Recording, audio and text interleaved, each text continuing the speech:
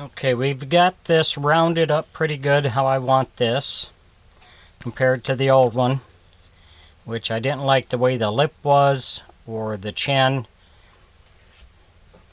So I'm liking this one better. So we're going to need to cut this piece out in here so we'll be able to get up over top our lip.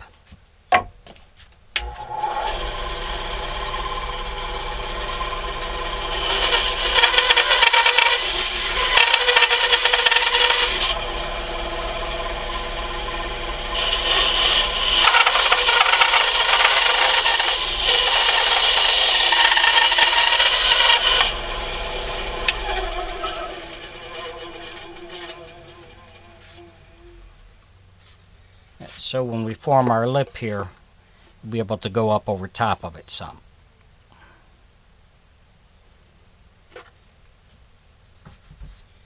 So now we're going to, I'm going to sand this down smooth here, and then we'll start using our Dremel to further shape the mouth. So if you enjoy my videos, please subscribe to my YouTube page. Thank you, and we'll be back.